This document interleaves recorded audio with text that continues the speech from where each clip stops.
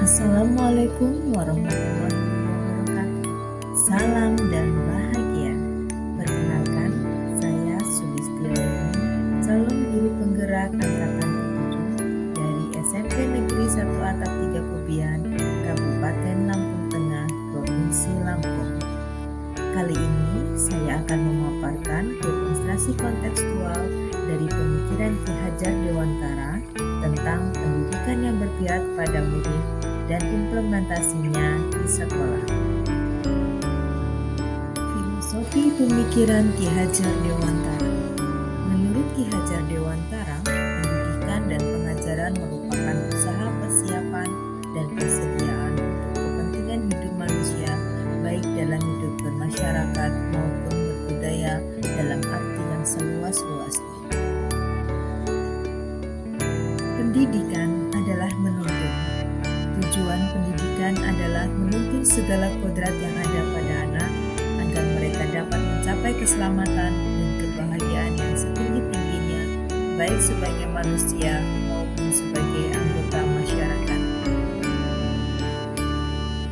Dalam proses menuntun, Ki Hajar Dewantara telah menggambarkan dalam semboyannya Ing Ngarsa Sung Tuladha yang memiliki arti di depan menjadi teladan. Ini bermakna bahwa seorang guru atau pemimpin hendaknya dapat menjadi panutan atau contoh. Sebagai seorang guru akan selalu menjadi pusat tauladan bagi murid-muridnya, karena seorang guru itu digugu dan ditiru baik perkataan dan tingkah lakunya. Selanjutnya, Ekmatya Mangunkarso di tengah membangun semangat, bermakna sebagai seorang guru jika berada di tengah-tengah muridnya dapat membangkitkan kemauan atau semangat belajar bagi murid-muridnya. Kemudian yang terakhir adalah Tukuri Handayani, di belakang memberi dorongan. Bermakna seorang guru hendaknya dapat menjadi pendorong bagi kemajuan dan perkembangan murid-muridnya.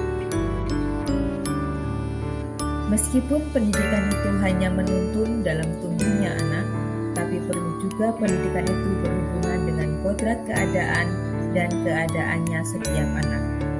Ibarat seorang pendidik adalah petani yang akan menanam padi. Ia hanya dapat menuntun tumbuhnya padi dengan memperbaiki kondisi tanah, memelihara dan merawat padi dari hama. Meskipun padi dapat diperbaiki, namun tidak dapat merubah kodrat padi tumbuh menjadi jagung. Begitu pula cara merawat tumbuhan. Tanaman padi tidak sama dengan tanaman jagung, kedelai, dan yang lainnya. Begitulah pendidikan, walau hanya menuntun, namun mempunyai manfaat yang sangat besar bagi hidup tumbuhnya anak-anak. Pendidikan juga harus menyesuaikan dengan kodrat zaman, di mana anak berkembang dan tumbuh. Bila melihat dengan kodrat zaman, pendidikan saat ini menekankan anak untuk memiliki kecakapan abad 21, yaitu 4C, critical thinking, creativity, collaboration, dan communication. Kemerdekaan belajar. Tujuan pengajaran dan pendidikan adalah memerdekakan manusia sebagai bagian dari persatuan atau rakyat. Manusia yang merdeka adalah manusia yang hidupnya lahir dan batin tidak tergantung pada orang lain, akan tetapi bersandar atas kekuatannya sendiri.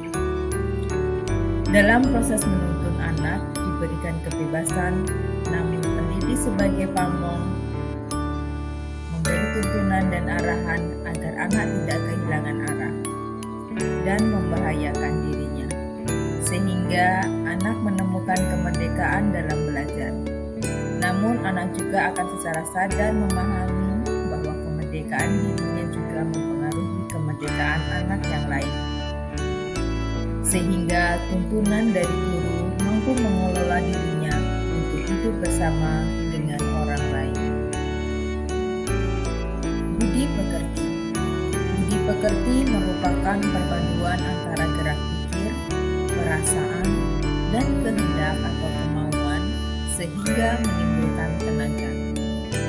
Budi pekerti merupakan keselarasan atau keseimbangan hidup antara cipta, rasa, karsa, dan karya.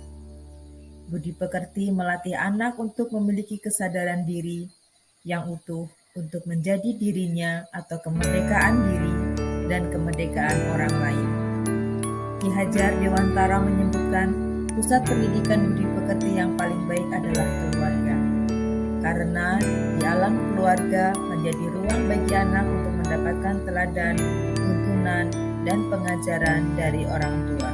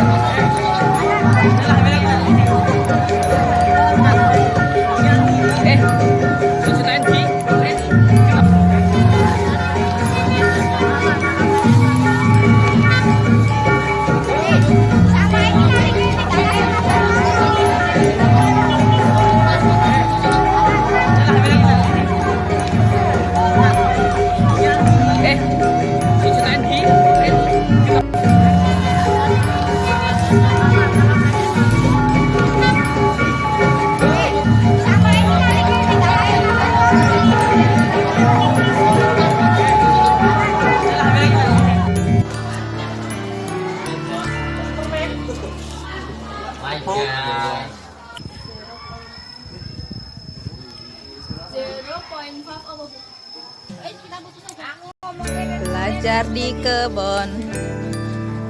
Banyak banget ini. Ini ada kelas 2-nya loh.